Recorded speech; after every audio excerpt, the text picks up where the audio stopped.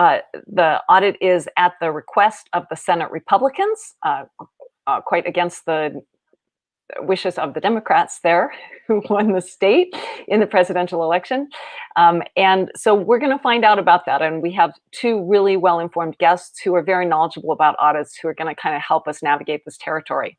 So we're excited. It's going to be really interesting. And we're really glad that you're here, as always, to join the conversation. If you have questions as we go ahead and just put those questions into the comments, and we'll try to keep an eye out for that. And I think we'll have a pretty lively conversation at the end. So let's just get you up to speed a little bit about us. We are Smart Elections. We are a nonpartisan nonprofit dedicated to elevating election reform to an urgent national priority. We think there are a lot of improvements that need to be made in order for, number one, all of the voters and candidates who participate in the elections to have full confidence in the elections, and for that confidence to be based in reality, for us to have secure, accurate, accessible, inclusive, and fair elections. We got a ways to go yet before we really see that dream come into fruition. And I think tonight we're going to really see kind of how far we are from that, in the sense that there is so much contention around what should be a basic process, which is we have ballots and we count them to make sure that they're counted accurately. That should be just a basic process that everybody's able to agree on. But we're going to see just how incredibly sticky and complicated it gets. Any words you want to add in there, Benny? No, I mean, I would just say that audits should be something that we expect to happen, not fight to cause to happen. So it should not be alarming to either a member of either party that somebody wants to audit the results. Absolutely. And we are focused on election protection, and audits are one of the key tools in the election protection toolkit. So we are pro-audit, but as you will see from our guests tonight, the devil is in the details. And the question is, who's doing the audit, and how is it being done, and is it being done correctly? And is there transparency? Can everybody see that it's being done correctly? And is there confidence? That ultimate, the C word. Confidence, so important. So if you want to know more about us, you can go to our website. That's smartelections.us. If you want to be in touch with us, and we love it when you are in touch with us, send us an email, contact@smartelections.us. We do really pay attention to that. If you love the forum, please let us know. We love those testimonials, and we use them on social media and in our newsletters to let people know how great the forum is. And if you have constructive criticism, we really pay attention to it, and we try to make adjustments. So let us know how you're feeling. You can follow us on Twitter. We have our Twitter handles up here. And we do hope that you will sign up for our mailing list. You can do that at smartelections.us. There's an easy place to just put your email in there, and then we can keep in touch with you. So that's a great way to do it. So the first thing that I want to do, we had a guest on, Allison Green, who talked about research that she did in Kentucky, and then she had a lot of other research that we didn't really get to. And in regard to those emails that we get at contact@smartelections.us, we got a fair number of emails saying, hey, we wanted more time with Allison. We really didn't get to ask her all our questions. And so we set up a special Q&A for her. And I'm just going to play you a little bit of that, and then I'll give you the link of where you can watch the rest of it. I had basic understanding, but I didn't know a lot about ES&S. And I only came across them because I looked at the counties that had the most, basically in my spreadsheet, I called it Mitch's biggest proportional win. And when I broke down the counties of where he had his biggest proportional win and where he had his surprise wins, the counties were typically coming up as ES&S, and that was the common denominator. Out of 120 counties in Kentucky, only 20% of them were ES&S. So that raised a red flag for me. And So that's just the tip of the iceberg. Allison talked in that Q&A that we had about her research into ES&S, how it was started by Republicans. In particular, Chuck Hagel was very influential in the beginning of that company, and then he ran for Senate on ES&S voting machines. It's a pretty fascinating interview. So let me, think I have the link for that, and I can put that into the chat. If not, I sent it out in the newsletter that we had today. but I'm pretty sure I saved it. Yeah. Okay. So here is the link for that interview with Allison. As I said, we had a fair number of requests for that, and we would love to have you listen to the whole thing. It was really fascinating. And then what really is cool that it came out of it is we are doing public records requests in Kentucky for some of the ballots for the 3 counties that Allison examined. And she's really excited about that, and so are we. And if you want to get involved with that public records request, come on and join us next Tuesday night. Every other Tuesday, we do a volunteer meetup. And if you go to our Mobilize site, and the easiest way to find that is if you go, we have a site called countthevote.info. And that's a place where we put a lot of our data research. And if you go to countthevote.info, I just put that into the chat. There's a link there to sign up for our volunteer meetup. That's every other Tuesday at 7 p.m. And that's where we're going to be doing those public records requests for Kentucky and for other states. Now, I know we didn't have you there last week, Benny, but I know you had a race that you talked about in Shelby County. Do you want to tell people the race you were curious about? The Senate race. We had a reasonably well-financed candidate in Tennessee. He was backed by the state party, and he had somewhere around $2 million, and he lost to an individual that had about $8,000 in the bank. And politically, that just makes so much sense if you think about it in a crooked way. That if you have so many other contested races nationally, the last thing you want to do is have to spend your money locally. So if you can get the establishment candidate with all the money out of the way, then you can transfer that money back up into the senatorial election committee and use that money elsewhere. So my antenna are up when I see something like that, and it definitely stressed that part of my brain that says I probably should look at this further. So that was in the primary. So what you're saying is the Republicans wound up being able to have a candidate in the general election that was actually a very weak candidate because the strong candidate got bumped out in the primary, and you thought that was odd. In terms of backing and finance, yes, the candidate that was backed by the party, the state party with all the financial resources, was taken out in the primary. So it's basically a layup going forward. Right. And so here's the link if you want to do our volunteer meetup. I'll just share that. I think I'm able to share that.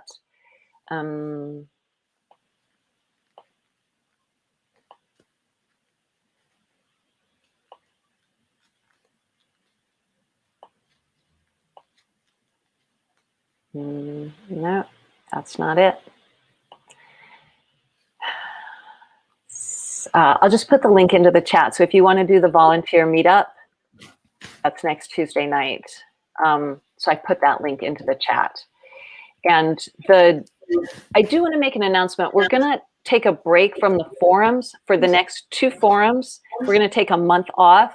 We really need to concentrate on some really important legislation that's happening here in New York and nationally. The HR 1S1 bill is coming up for a markup on S1 is coming up for a markup in the Senate. That's the For the People Act. And in New York, we have this very important legislation about hybrid voting machines. And we really need to educate the voters and the press and the legislators about that. So we're going to be really focusing on that. So for the next 2 forums, which is 4 weeks, because we have it every other week, we're going to take a pause, and we'll be back with you again on June 15th. So sign up for our next forum on June 15th. We're going to have some really interesting forums coming up. We're going to be having a forum that features voters with disabilities telling their stories and talking about the challenges and feelings of victory that they have when they're able to vote. And then we're going to do another forum on internationally how countries vote all over the world. So those will be starting back up again on June 15th. And if you're on the mailing list, that's why it's so important to get on the mailing list, then you'll be sure and be informed.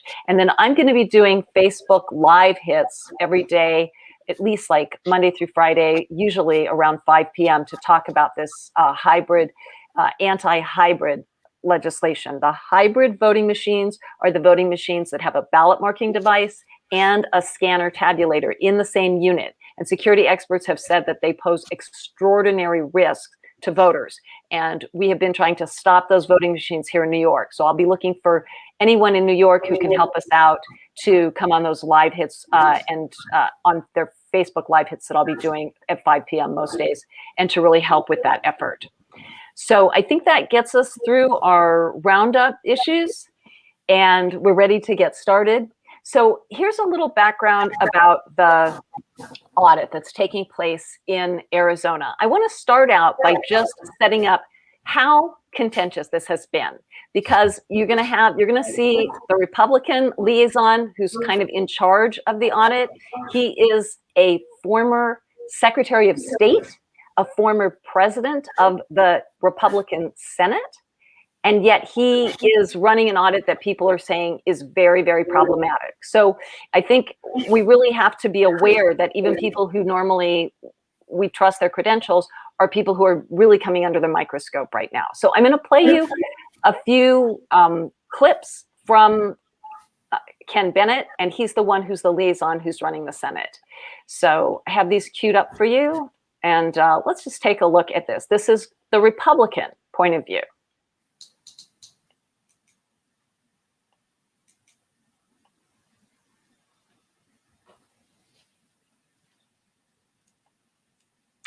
Share that's with us. Hi, Ken Bennett here. We're getting a few questions about how we're doing the hand count audit. In Arizona, according to the election procedures manual. I can barely hear you, Lulu. I don't think doesn't seem to be playing. Let me try again. Let me pull the audio up. Let's try this one. I really wanted to play this one first anyway.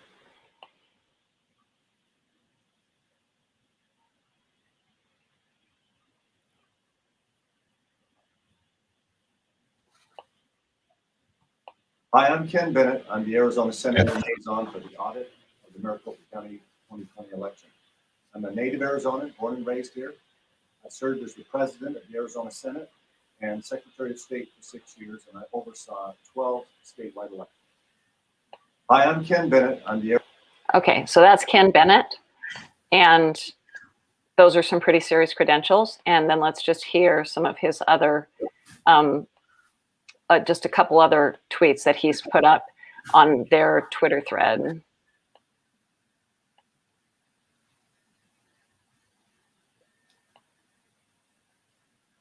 Hi, Ken Bennett here. We're getting a few questions about how we're doing the hand count audit. In Arizona, according to the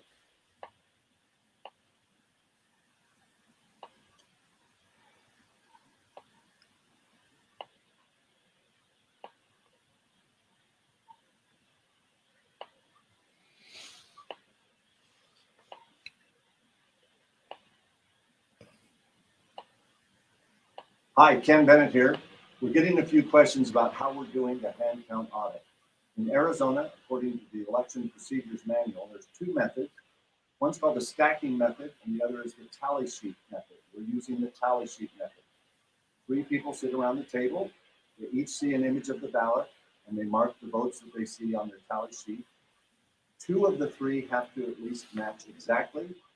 If the third one is within 3 votes, and that's considered an official count. Of course, if all 3 match exactly, then that's an official count.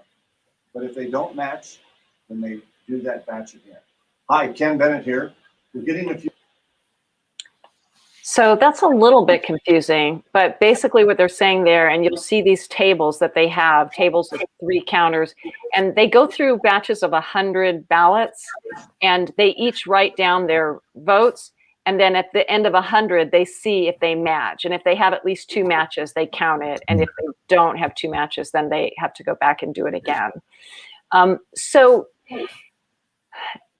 I want to just give you a sense of kind of like how contentious this audit is. So Ken seems totally normal and responsible and somebody with, with experience there. But if you listen to somebody like Rachel Maddow, she has been really very critical and really sort of snide in her tone. So you can hear, I want to play you a little bit of Rachel Maddow talking about the audits, and you can hear just how snide she's being.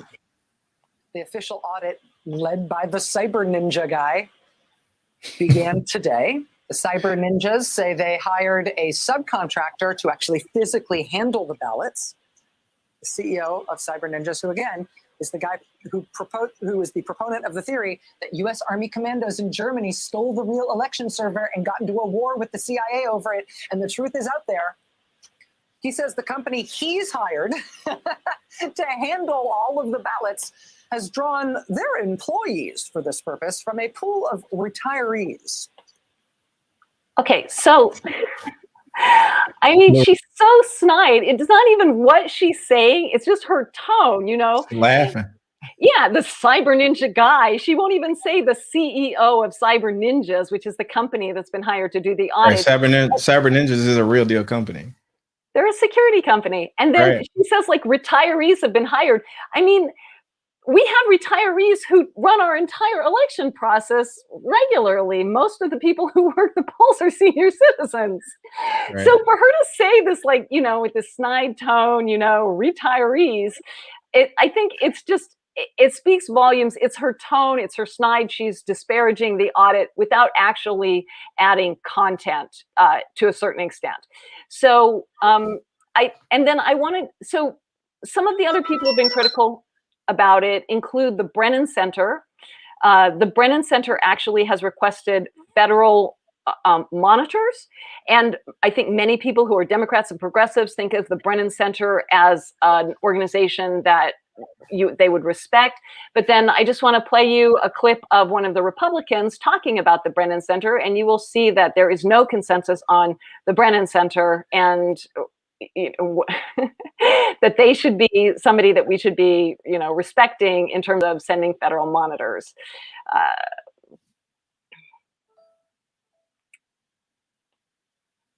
This is Kelly Ward. She is the head of the Republican Party in Arizona. Number one, a group of so-called experts on election security and administration are asking the Justice Department to send federal monitors to Arizona.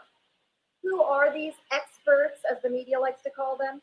The two lead actors are the Brennan Center for Justice and the Protect Democracy group. Their names sound innocent, of course, but both of those groups are major backroom players in Washington who work hand in hand with Democrats at every level. They are aggressive, dirty players funneling millions of corporate monies to advance social re-engineering and identity politics while working with BLM and Marxist groups to literally destroy our nation. Okay, so Kelly's not so keen on the Brennan Center. So, you know, I'm just setting this up to say that you have two sides of this audit and nobody agrees about who is a responsible person. Nobody agrees about, you know, who are responsible, principled individuals who can audit our ballots. And I will just point out one more thing before we bring our guests on, and that is that Kelly Ward herself did not want her own election for head of the Republican Party audited, which I think is a particularly ironic point. But I found an article which said that in March, Kelly Ward, chair of the Arizona Republican Party, was actually sued by Republican advocates. So this is just crazy. So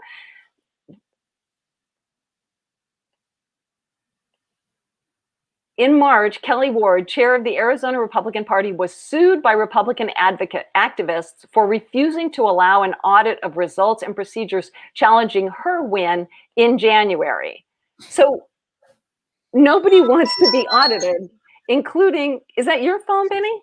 Yeah, I'm trying to turn it on. My mom keep calling me. Sorry, Mommy, I can't pick up the phone. Yeah, can you turn your phone off, please? Yeah, I thought it was off. I'm turning it on now. So nobody wants to be audited. The people who are running the audit didn't want to be audited when they were running for office, and the people who are being audited now don't want to be audited. And so we have to figure out how to do this in our country. How are we going to audit our elections? So I want to bring on Ray Lutz, and he was actually there at the audit, and we're delighted to have you with us, Ray. Ray. So Ray has a lot of experience with audits. He runs, he's the director of citizens oversight projects and has done quite a few citizen audits in that capacity. And he also is designing Audit Engine, which is another audit protocol. So can you tell us some about what it was like to be there, Ray, and see the audit? And you're muted, right Ray. now. You're muted, Ray. And Ray is a cyber ninja. Okay, yeah. So here we go. Sorry, you didn't hear me say hello or anything then. Anyway, so yeah, I went there actually on last Monday, Monday and Tuesday, and John Brakey was able to get me in, and I did talk to Ken Bennett and other people there. I did walk on the floor and look around. Maybe if you can share that. Do you have the feed going, and you can maybe share that on your side, and then it won't slow me down? Yeah, You absolutely. can point out some things there. And actually, I was kind of impressed with how well they were doing. I've watched a lot of audits like this, and I've certainly been trying to get the ballots to be available for people to audit, for years. And I look at it that, I remember, doing audits, Jill Stein and so forth in Michigan and Minnesota and so forth. And at that time we were trying to do the more progressive side was trying to do the audit. So now we shouldn't be surprised that these audits are happening. And regardless of what the rationale might be, we hear about the ridiculous, if you can go to that center one there, camera 5, and blow that up. Okay. I can sort of point out, this is anyone can go to this on your own computer at azaudit.org. If you can expand that camera 5, go down to the right-hand corner there, and yeah, there you go. Okay, so let me just point out some of the things here. This is in this big sort of like sports arena type place. Lots of seats, and that's why, I was surprised that they weren't letting the media in. Now they do have, you can see up that little red peanut gallery over on the left side of the screen there, up in the balcony. That is where the media is allowed to go. Okay, so yeah, if you don't put that on, it'd be better. Yeah, no, that was an accident. So this is one of the things I have a question about. The media is like way up in the peanut gallery. First off, they weren't letting the media in at all initially. Mm-hmm. And then now they what one of the reporters posted is that they get one photographer, like one still photographer, one video photographer, and one reporter. And that's all that they're letting in. It's like a pool. Yeah, well, I guess they had some trouble with reporters initially. And so then they just said, okay, well, we're not going to have any in here disturbing the situation for a while. I mean, I don't know what exactly they were disturbing. I know that they added to the dialogue because one of the reporters pointed out that they were using blue and black pens, which they shouldn't be. So, I mean, yeah, actually, that was misreported as well, because the blue and black, they were saying they were using blue pens, but that was just on practice sheets. So it wasn't, they didn't point out that those were the practice, blue sheets that they were just experimenting with. So even though maybe that was a good contribution and it forced them, but they were really very tight on, like, you can't get onto the floor unless you provide, get rid of your cell phone, purse, backpack, or, belt pack, whatever, what have you, even a smartwatch. So nothing is allowed out there, and including any pens and pencils and other things like that, pieces of paper. So it is very, very tight that way, even maybe more so than other audits that I've seen. They have over, if you can see, I can't point it with my pointer, but if you just look underneath the banner that says Smart Elections on the right, you will see the pallets of ballots in a big long row, and then additional pallets in the next area of this chain link fenced area. So within these cameras, we can actually see all of the ballots in boxes. And that's actually better than a lot of the officials that I've seen, where they have the ballots in the back somewhere. They say, we're going to go pull a sample. and then they go back and they come back out. Okay, yeah, there's another camera view of the pallets of ballots, and you can see there's a lot, and then some that they're looking through. Yeah, if you can go back to camera 5 again, it might be so I can point out a few more things there. Go ahead and play it. So if you see the people in different colors, first of all, they have 4 colors, very colorful. You don't usually see this much color in an election audit, but they have these 4 colorful teams. The one in the front here is yellow, green, blue, and then way in the back is red. Kind of a paint color, actually.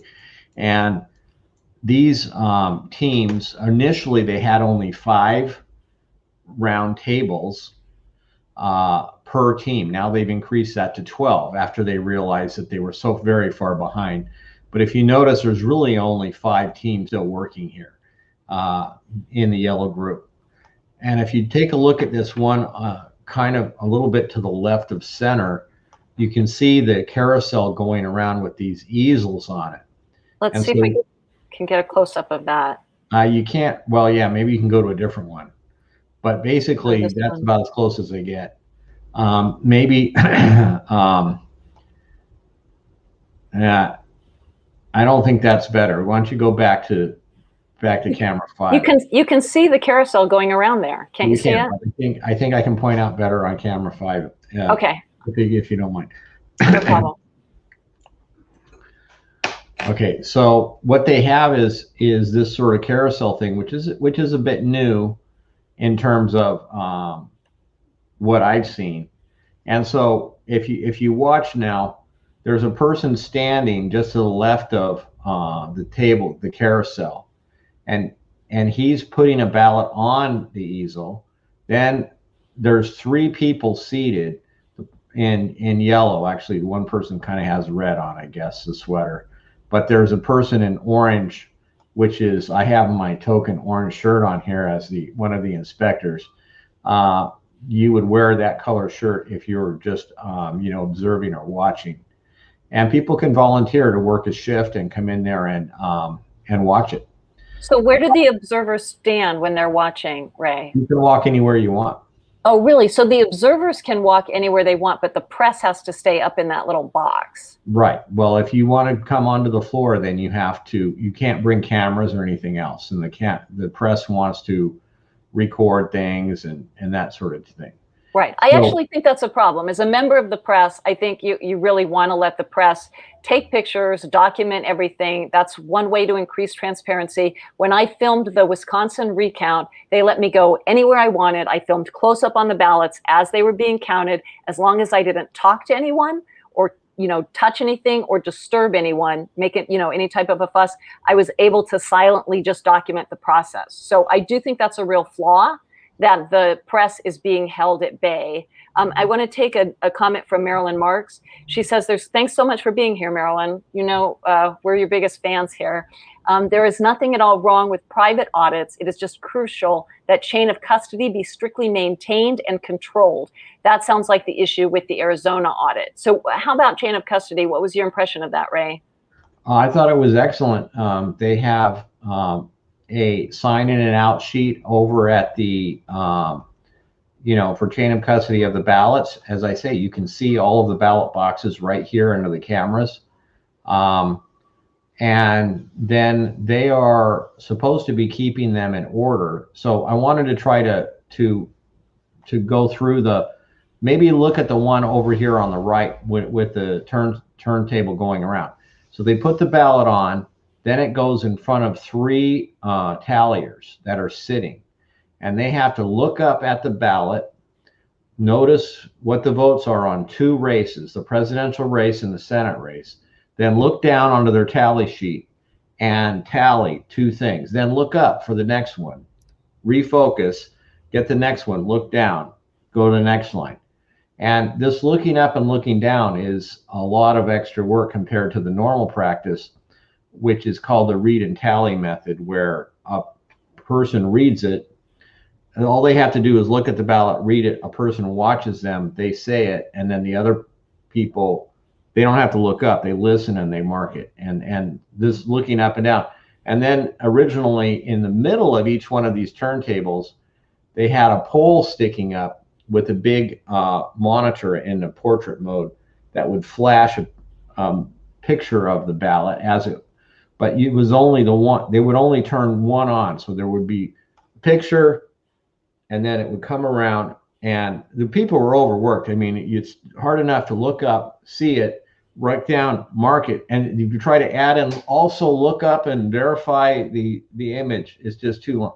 So when they were doing that, and they also had a person scanning them, it was taking about 30 seconds per ballot. So let me just jump in, Ray. So I know one thing is the time. I know it is going to take them much longer than they thought to do this, and they do have a deadline.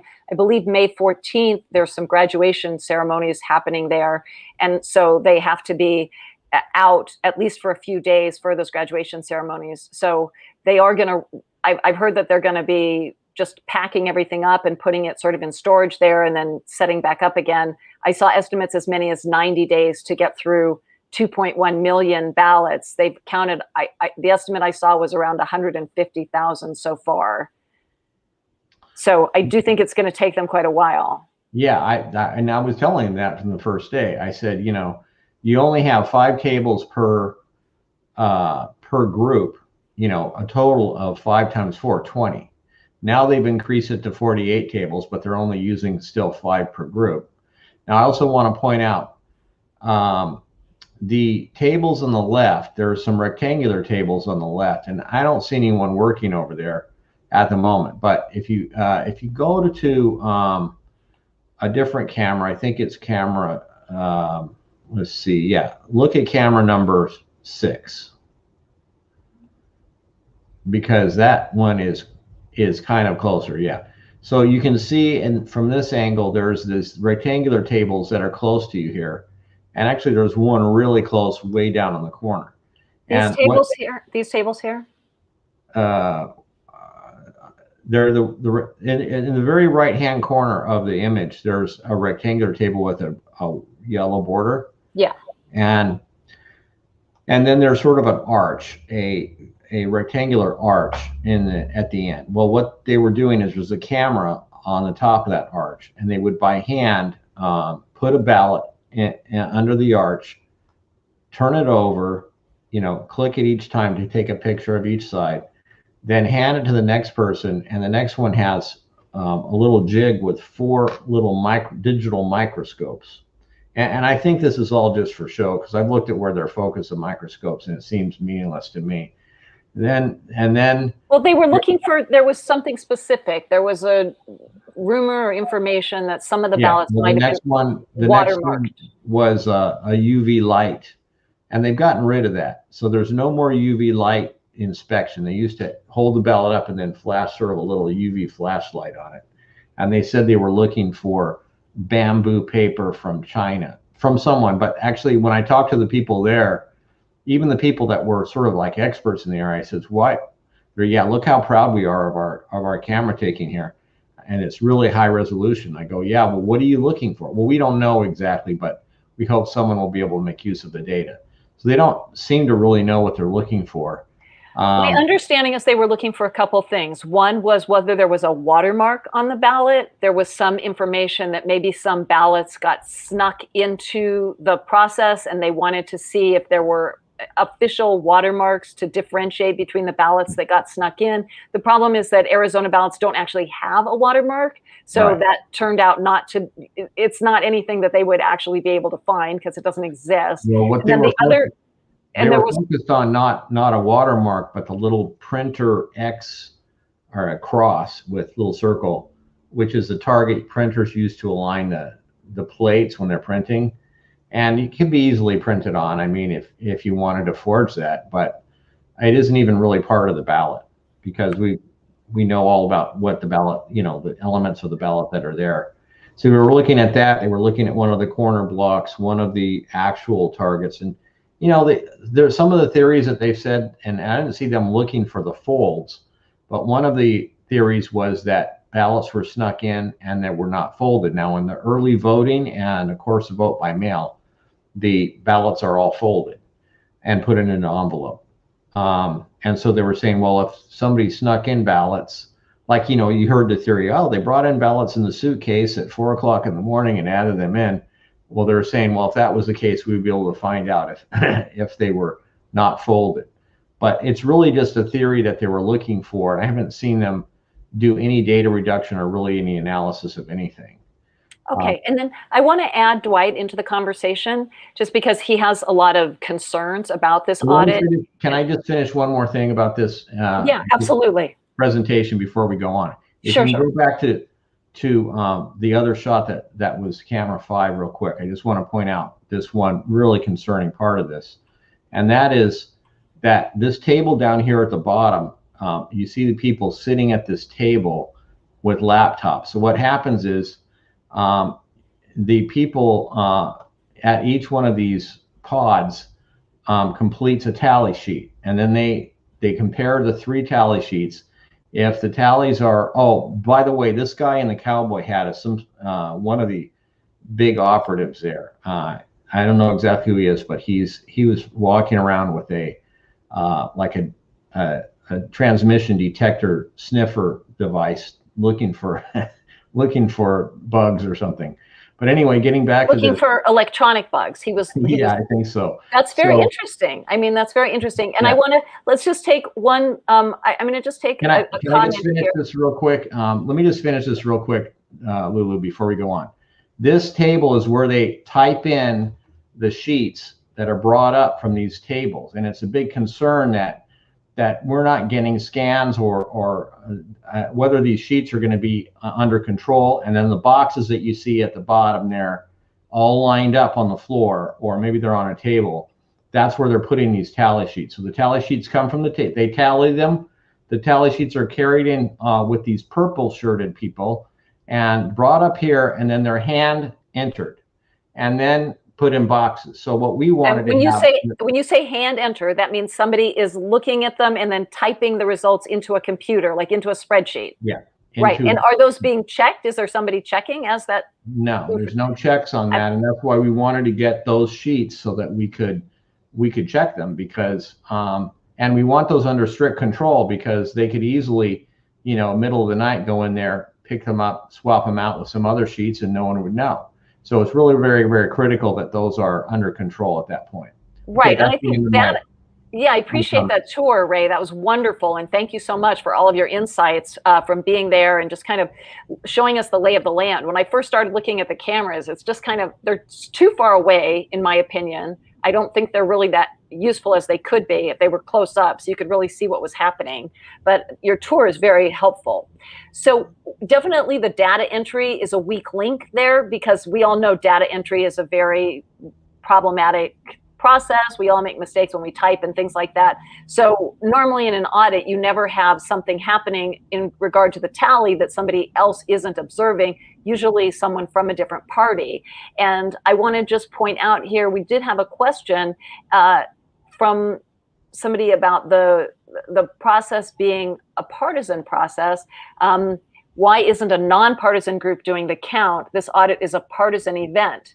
And that is absolutely true, Rich. But the thing about it is that most of the elections that are held in this country are held by partisan election officials. Our elections are all, for the most part, run by partisan election officials who are members of one party or the other. And sometimes we try to balance it out where you have a Democrat and a Republican who are both supposedly in charge. But often you have counties that are dominated by one party or the other, and that's the party that controls the count. So I agree with you that it's a problem, but I think it's a problem in our entire country that our elections are run by partisan election officials. And I want to point out one other thing that I think is clever about these T-shirts, which is that when you're wearing a yellow T-shirt and you're a yellow counter, you have to stay in your yellow area. So if you're somebody with some nefarious intent and you want to go wandering over to the blue area or the green area, you're going to really stand out because you're in that yellow T-shirt. So I did think that was kind of clever in terms of, the design of the audit. But I want to, and I have a question for you, Ray. My question is, so if they're taking the paper ballot and they're basically scanning it and then putting it on these screens for the counters, technically the counters are looking at a digital image, not the paper ballot, right? Well, no, the counters that you see there with the carousels, those are the physical ballots they're putting on those little easels. And as it goes around, this one at the very bottom is pretty good to look at because you can see how it's going. And it's going pretty fast too. Like if you look at the timing there, whoops, no, go back. I know. I just wanted to see if there isn't one where we could see it more close up. That if people expand their view of the thing, I think and you know what, it's actually pretty remarkably down. It's the one down there. It's very hard to see because of the angle, but yeah, maybe it is. This one is pretty good. You can see it going around there. Yeah. So there you go. So you can imagine if you were sitting there and like, if you put yourself in the position of this guy, he sees the ballot, looks up. Now he has to find it on his tally sheet, get it marked. Hurry up. Now look up, look at the next one. Now look down. I mean, that is it's a brutal experience. You really have no way to take any sort of slow down. Sometimes they'll stop it and say, I need to go back. Now what they do is they go through 50 ballots and they compare the results amongst the three. And if they all agree, of course, everything's fine. But if one is off by just a few, I think it's 3 or less, and they take the other 2. And if they're all off, of course, they have to redo it. But if it's more than that, then they redo it as well. So they have to go back and just do that set again. All right. I want to just jump in and say there's one other thing. There is an audit that's been designed by the Wisconsin Election Integrity Group that I think is much more fluid. And with that, they put the ballot onto a paper projector, a document projector. They put it up on the screen really big, and people can and people have clickers, and they click as the ballot goes by, and that goes really fast. And they usually do batches of 25 there, and then stop and compare. So that's just something else to keep in mind for techniques. But I'm going to bring our other guest on, Dwight, now, and Dwight, I'm going to put you in the hot seat. I think if I can, I have to probably stop looking at this for a bit. And great. Welcome to Dwight Shellman. He is somebody who has been integrally involved in the risk limiting audits in Colorado, which are considered some of the best audits in the country. And I know, Dwight, that you have a lot of concerns about these audits. Can you tell us some of your concerns? Sure. Let me just check my audio. Can you hear me okay? I can. There's still a buzzing, but I think we're just going to work through it, push through it, not worry about it. Okay. Sorry. I think it's the fan on my laptop. Sorry, folks. Okay.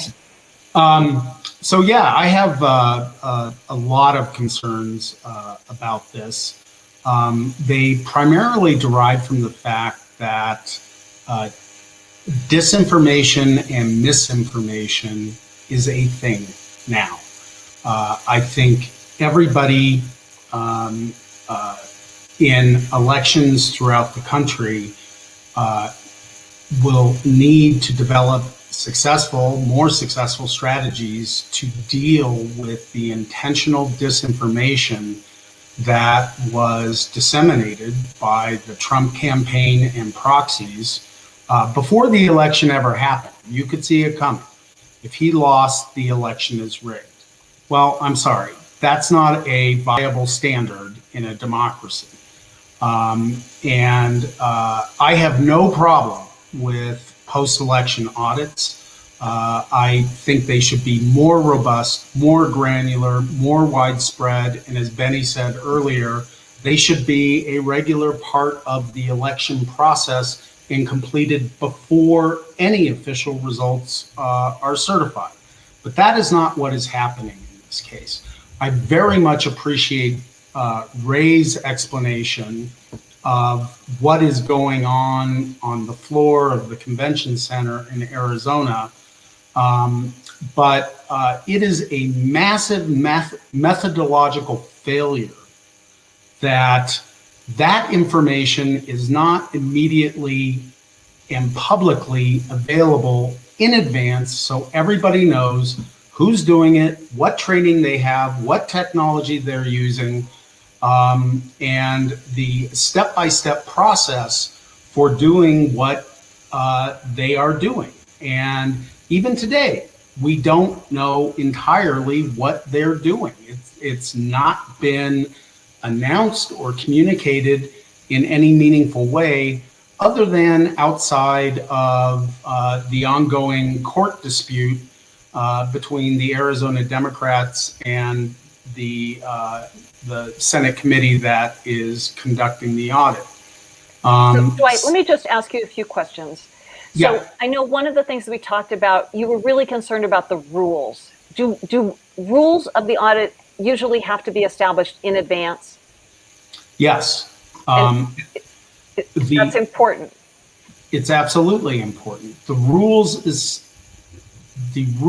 establish the protocols that will be accepted, the procedures by which the audit will proceed, who will conduct the audit, what training, if any, they are required to have. And in my opinion, now I haven't been there, I will, totally disclose that.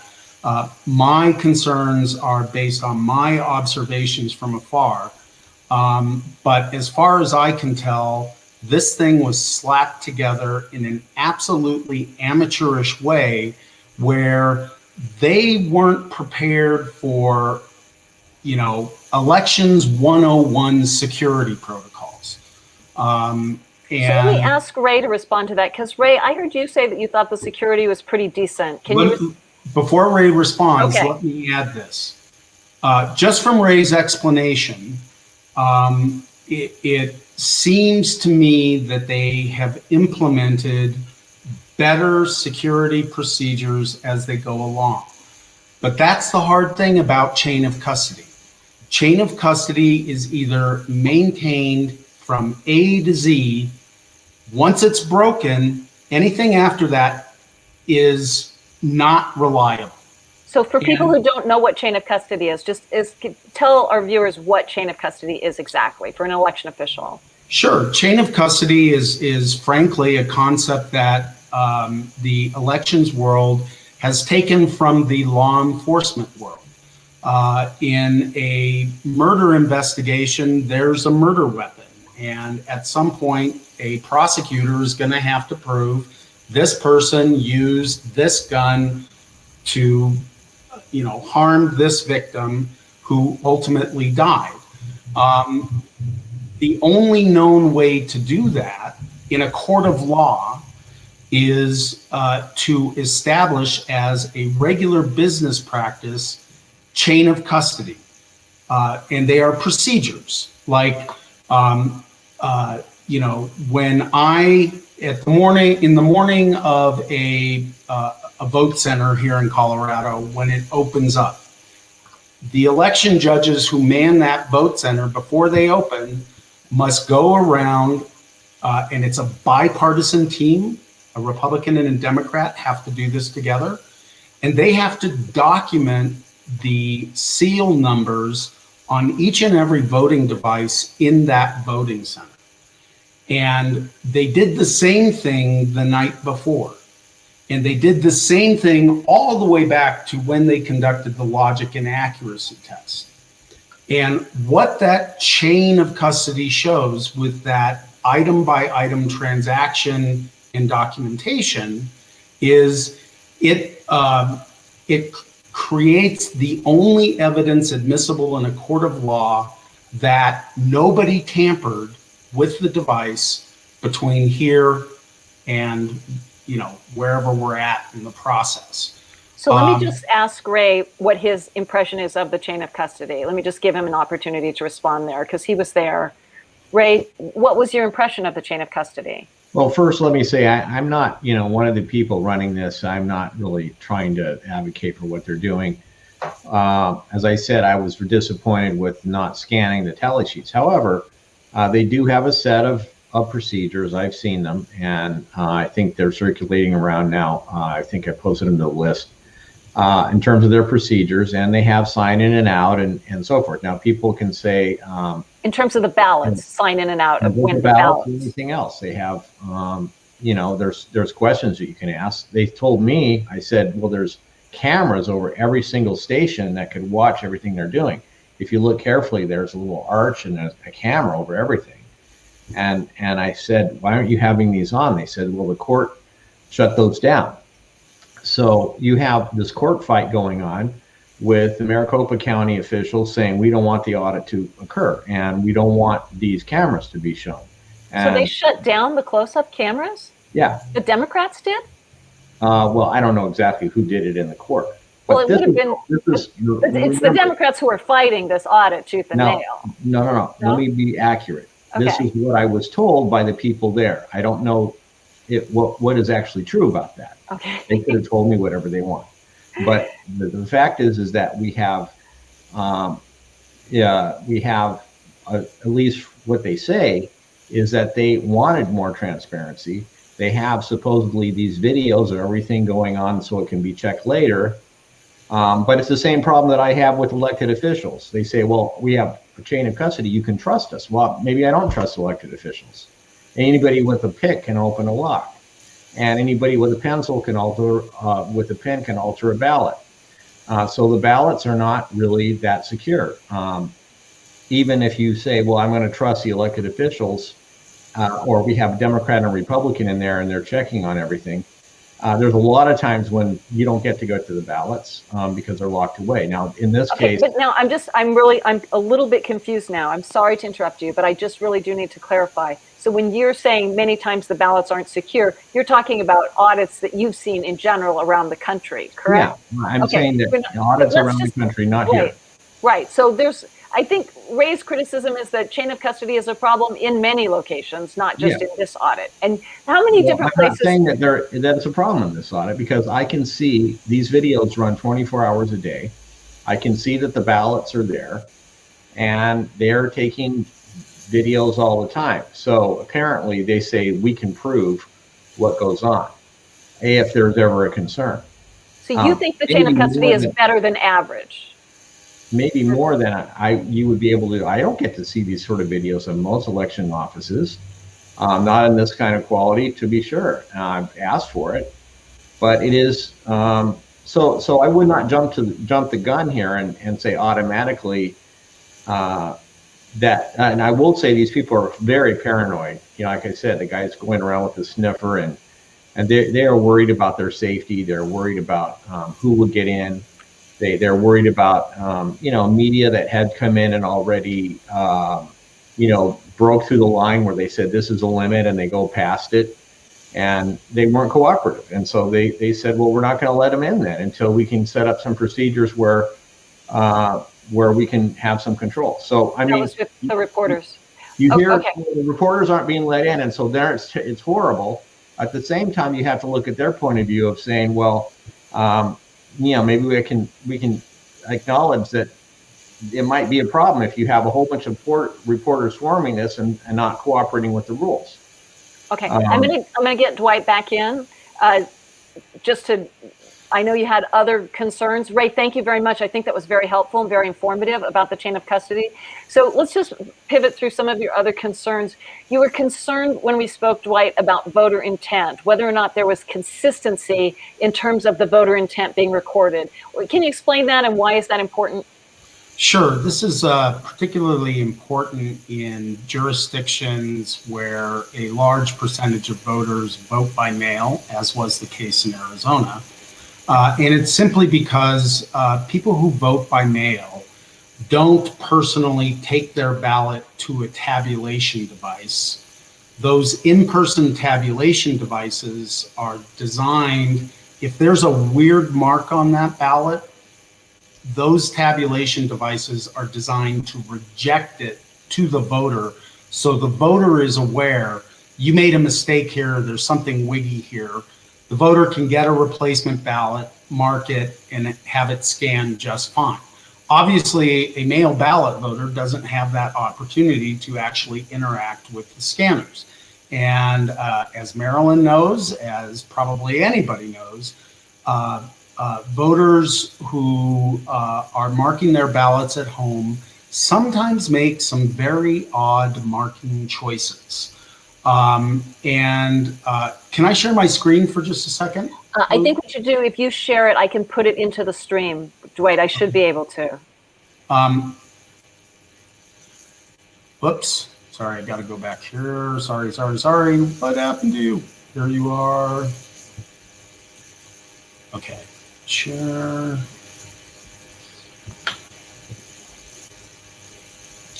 Let's see.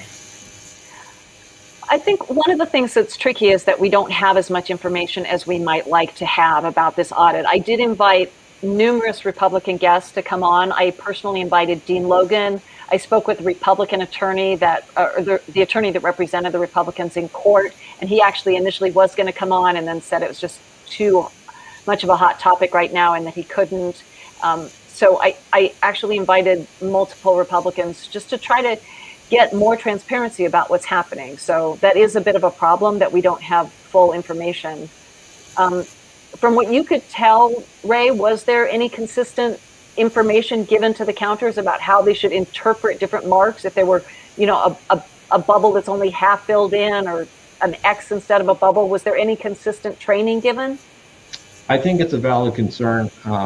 I saw, you know, they have a training area where apparently they were giving them presentations. I didn't see any presentations myself.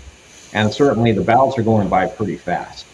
I don't see a lot of people, you know, raising their hand and asking for help with anything like that. And there's no one there who was helping them interpret the marks. I will say this, though, which could perhaps help this whole thing, in that we've offered to them to run a ballot image audit on all of the ballot images in Maricopa County, the 2.1 million. And we will be able to see the differences in evaluation of voter intent, even down to an individual ballot.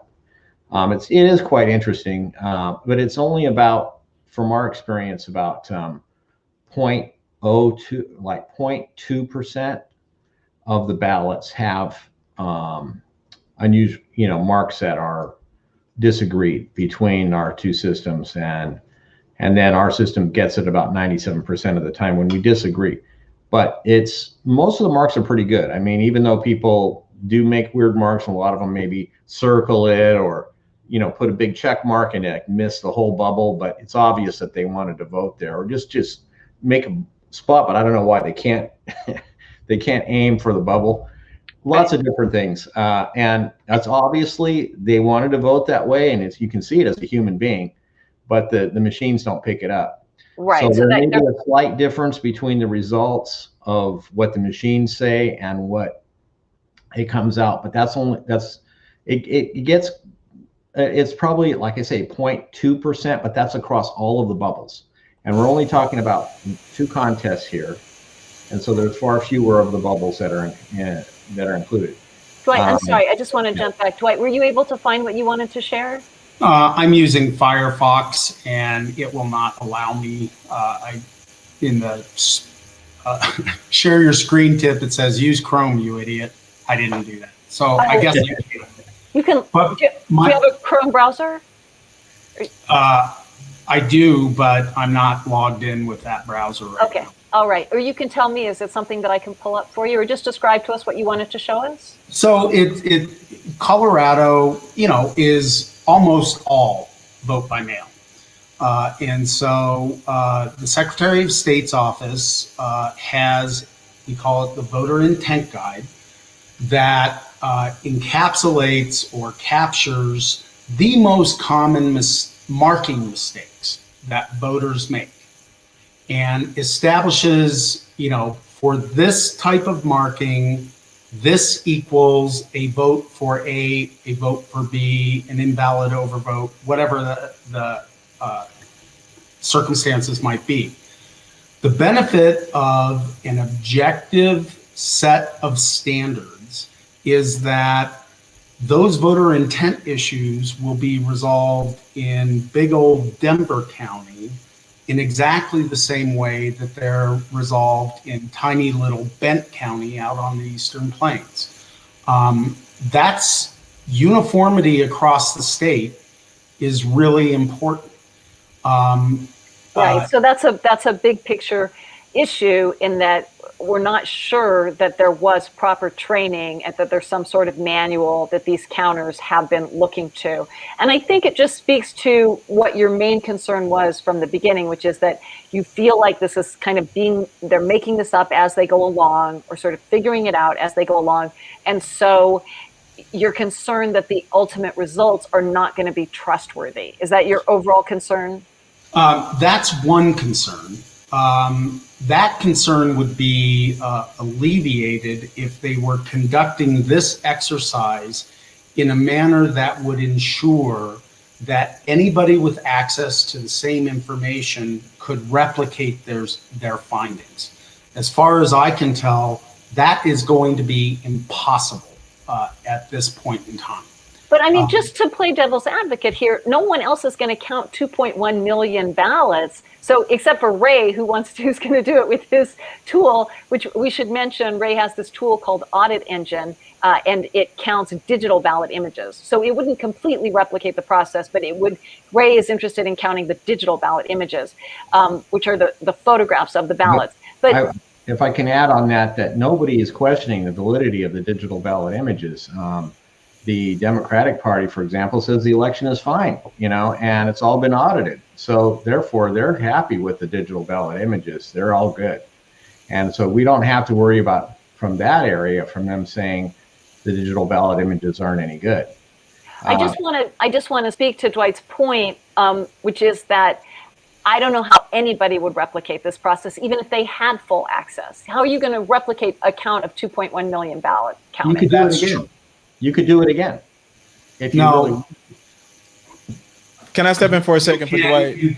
You can design the audit so that whatever findings they come up with, we can trace back, or Maricopa County can trace back, to identify the batch of ballots in which they're reporting something that's different from what Maricopa County reported.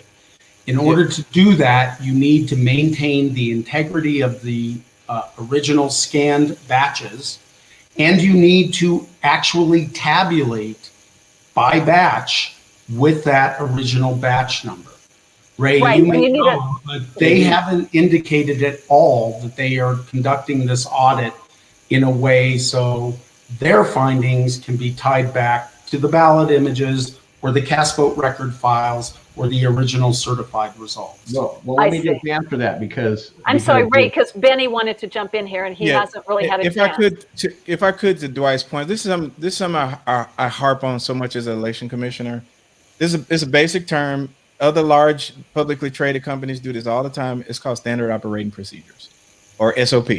What Dwight is saying is there should be a standard set of rules that tells you how a process works from start to finish.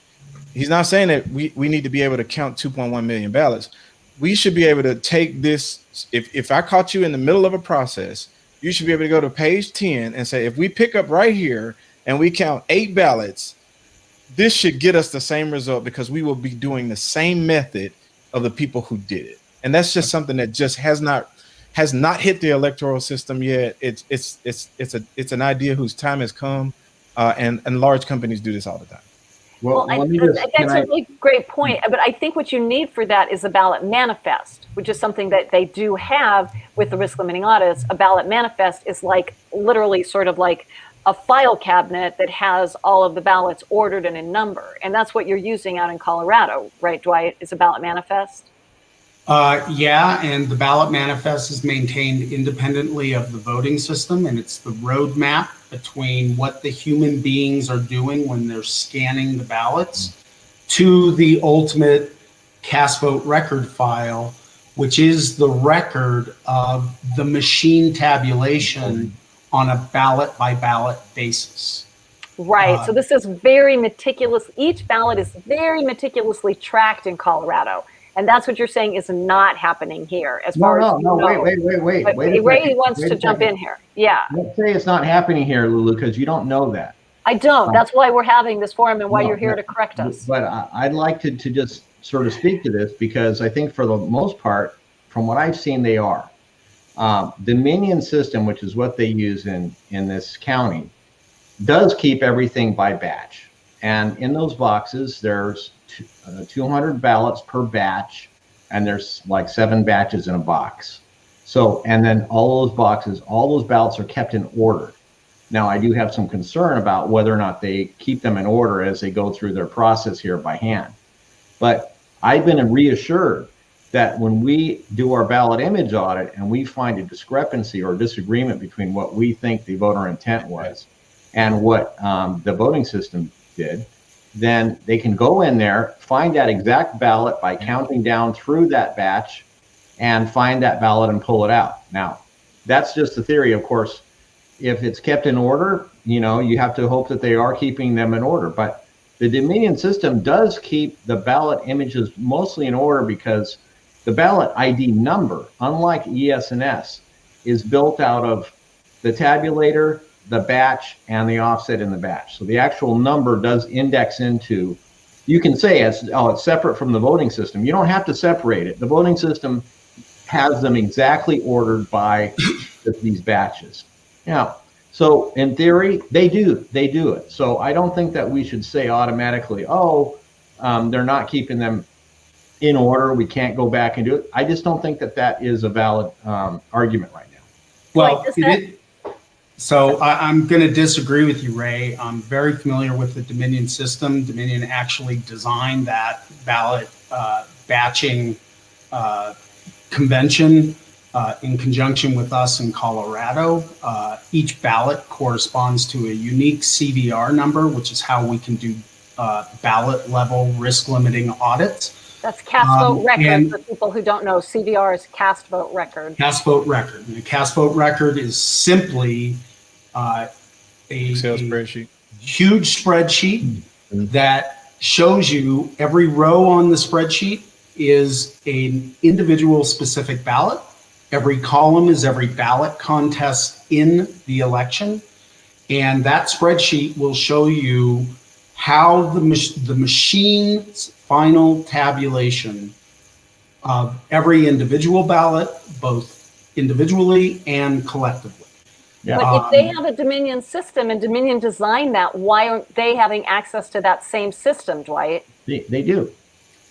Well, first of all, they already returned the voting system equipment, so they're not looking at that. I know they imaged hard drives. I don't know that they know how to actually operate the voting system. But, you know, Maricopa County can provide them with the CVR export, but I'm sure they already have it. My point is, unless you maintain that same careful order, it will be impossible for anyone with that original information to verify whatever findings come out of this audit. And that is a fundamental methodological flaw of an audit. They should I be agree with Dwight on that.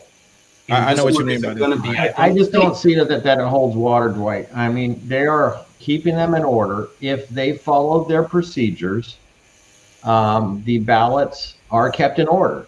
Now, there can be mistakes, but anybody can make mistakes. But the way they're doing it is not like they did in Georgia, where they do the sort and stack method, where you're sorting them and then counting each stack. They're not doing that. That gets them out of order. If you look at the video, they're putting the ballot up on the carousel. It goes around, and then they put it in order back into the box, and that's it. There's only one. They don't handle the ballots. The person puts it up. It goes around, nobody touches it, they put it back in the box. Now, I don't think that can be complained about. I've seen a lot more system than that. And so I think, you know, what is your concern exactly? Because you said that they're not doing it, they're not concerned. Lulu even said it's out of control. Right now, I don't see that it's out of control. So my concern is that this is an enormous undertaking. It's huge. Few jurisdictions have ever done anything like this. It requires careful planning. It requires rules in advance. It requires the public to have an opportunity to consider the rules that are being employed because the people who are actually doing this audit do not know what they are doing, or they would not have launched it in the way they launched it. And my concern, Ray, is Colorado uses the same voting system. If they come up with findings that nobody can trace back to the original count, that stink gets all over me. And that's not fair, because we run our audits correctly. And that really makes me angry. And that's my point about the irresponsibility of this exercise. Well, if you can't do it right, do not do it, because this will be a breeding ground for misinformation that all of us are going to be dealing with for years and years to come. Okay, Dwight, thank you so much for your passion there and for expressing your concern. And we really share your concern. I mean, I'm worried too. But I want to respond to that. One thing that I just want to say is that what you guys are doing in Colorado is great. I think there's consensus that Colorado is leading the nation. They're the line leaders. Election security and in terms of audits in particular. And we're very grateful to you for the work that you're doing there. Too. We need audits throughout the rest of the country. There are very few states and counties that are actually doing meaningful audits. National Election Defense Coalition has estimated that only 25% of counties are actually performing audits that are meaningful in terms of actually locating errors or potential fraud.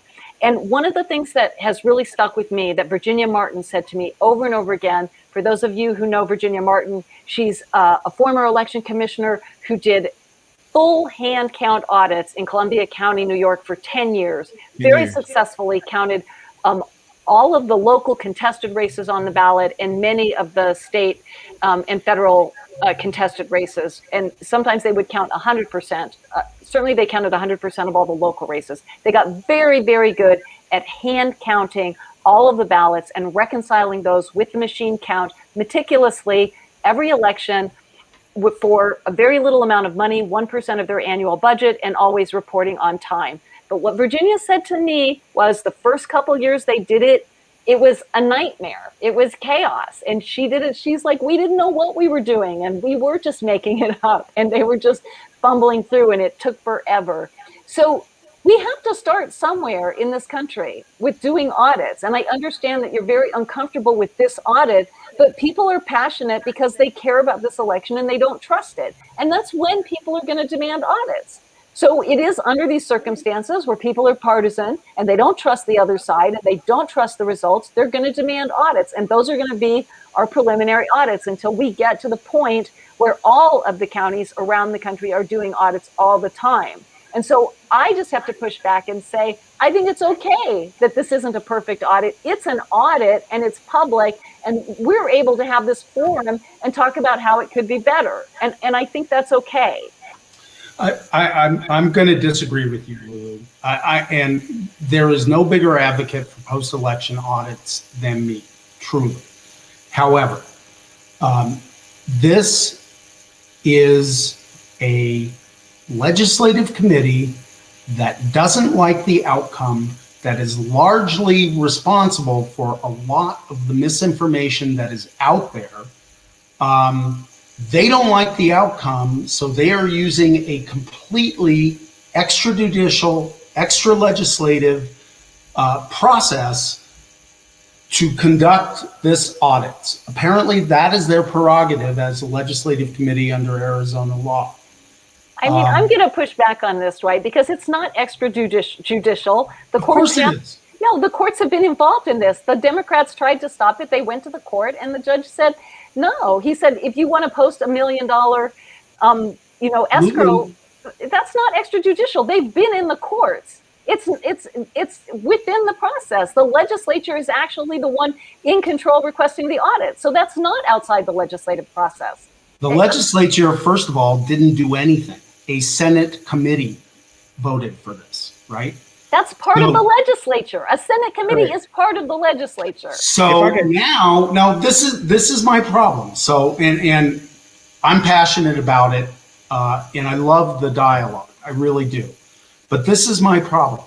This sets up a precedent for a committee of a legislature dissatisfied with the outcome to effectively compel the production of all the election artifacts by subpoena and conduct their own audit in a completely mysterious and secret way with proprietary technology that emerged in court filings that nobody has any earthly idea what it's being used for.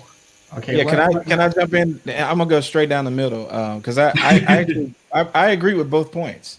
This is the reason why we need transparency because legislative bodies will be governed. These governing bodies will be governing by partisans, and whoever has the legislature is going to be the committee that's stacked with the people who can decide what they want to do.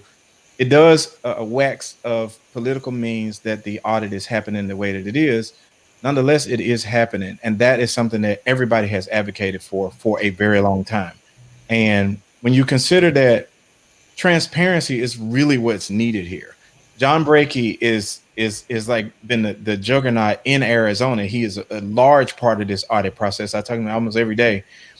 He always says that casting a ballot is a secret process, but counting it is a public one. So there needs to be rules of engagement of how this happens.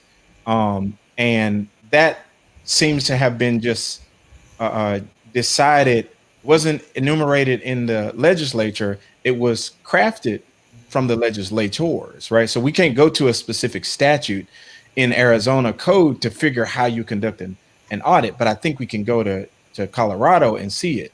So I think that's part of Dwight's point, that the legislature is allowed to say what the rules of engagement are right now, and you kind of don't have them beforehand, so it kind of changes over time. So that's kind of the problem. Let me try to speak to this as well. And then we got to wrap up. We're way over time here. So because I think that was a pretty great summary that Benny gave. So if you, go ahead and add to it, but I think we're going to close out here shortly. Okay. Well, I think it's a big breakthrough, to be honest, to that we can have another audit of the election that's out of the range of the same officials that conducted the election. They usually audit themselves. This happens also in Colorado. And I'm sorry, Dwight, I disagree with you on how ultimately great the audits are in Colorado. They only audit a couple of contests per county, and it's a risk limiting audit. Yes, there's only two. No, that's not true. Every single ballot. And not true, Ray. When you get close it gets close like this, risk limiting audits fail. This is a 0.31% differential statewide.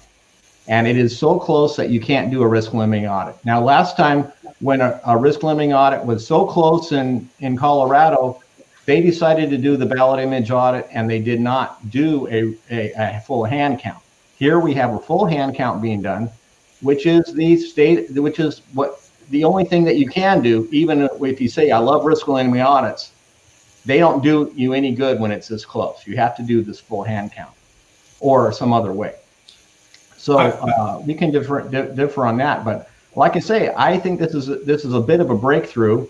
There's a lot of things I don't like about it. The secrecy and so forth it got off on the wrong foot. The fact that they didn't allow the media in. But if we'd said it was transparent and not secret, and we saw the procedures in advance, then really, and you say, well, gee, I like the procedures, then what's wrong with having a group do it and review the election again?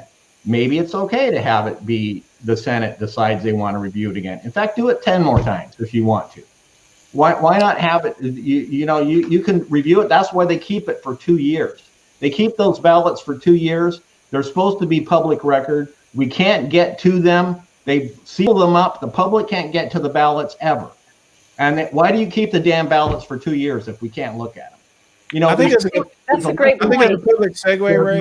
Things of their area, they say you can't get to the ballots, and we try to get to them. I've tried to get to the ballots in former elections, sealed. You can't get to them.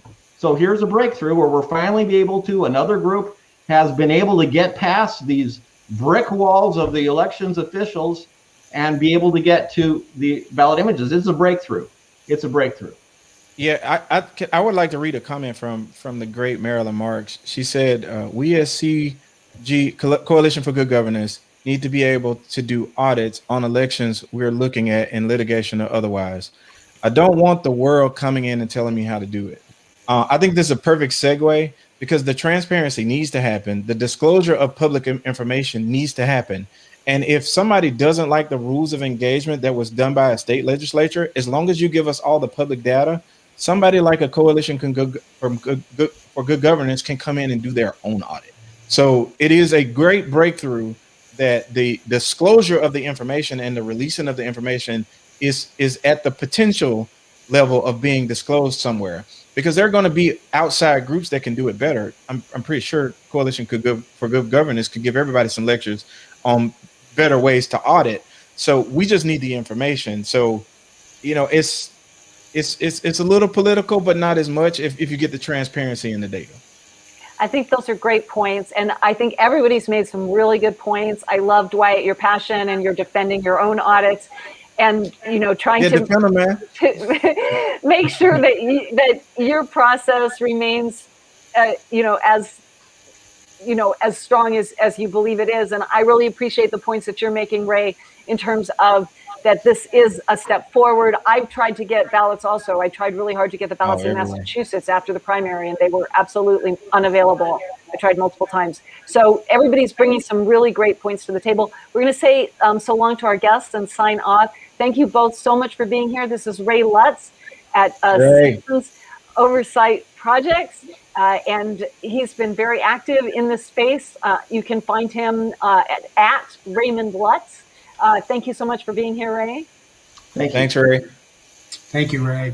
And this is Dwight Shellman. You can find him at Dwight Shellman on Twitter, and he is from the Colorado Elections Division. Dwight, thank you so much for all that you've offered and all of the insights that you brought to us tonight. Thanks. Thank you all. And let me just say, if anybody has a problem or any issue with Colorado audits, send me an email because we constantly try to make them better. We know we're not perfect. We're trying. Colorado is a line leader, though. I'm going to point out because Harvey was on here, Harvey Branscombe, and he said, I was saying that Colorado is losing the leadership on safe and secure in testimony at the Colorado Senate today. Colorado is quietly expanding use of internet for transmission. So we have concerns about that, Dwight, and we hope that you're going to go in there and fight it out for us. I understand, and believe me, Harvey communicates with me about this issue a lot. Right, but we are all very worried about internet voting just because of the security issue. Yeah, okay, but thank you so much for being with us here tonight. We really appreciate it. Thanks all. Pleasure. Thank you, Dwight. Okay, so that was really fierce and very interesting. I just want to make sure if there's any other things that we need to communicate to people. I want to again reiterate that we are going to take 2 forums off. So that's 4 weeks. We're going to one now. 2 forums.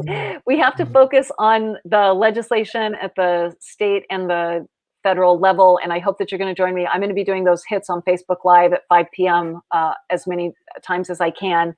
And if you're signed up for the upcoming forums, we'll just send you an email just saying this is rescheduled to the dates. And we do have some exciting stuff coming up. So do go ahead and sign up for that June 15th forum, the next one up. Let me see if there's other stuff that we need to let you know. We, as always, are looking for people to make tax-deductible donations, and our website where you can do that is smartelections.com/donate. I think we have that up here. Where's our donate banner?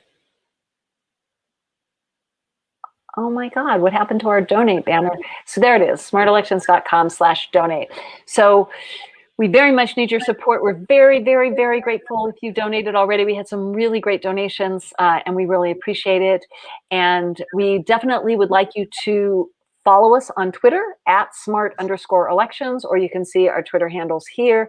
Please like us on Facebook. We are Smart Elections on the on Facebook, and we also have Instagram and TikTok. And you can also subscribe to our YouTube channel. So please do support us on social media. And if you want to find out more about us, you're going to go to smartelections.us. So We had some really amazing comments. We no way were able to get to all of those comments, but I encourage you to go back through the chat and read them. We have such informed guests here, and we really appreciate. Shout out to so many great people: Mimi Kennedy and Harvey Branscombe and Marilyn Marks and Robin Gibson, and I saw Sharon Minsick in there, and just so many great people. We're really, really excited and thankful that you came and participated and let your voices be heard tonight. Thank you so much for being here. We're going to sign out, and remember, this is what democracy looks like. Hey, Mimi. All right. We'll see you soon. Take care. Good night, everybody.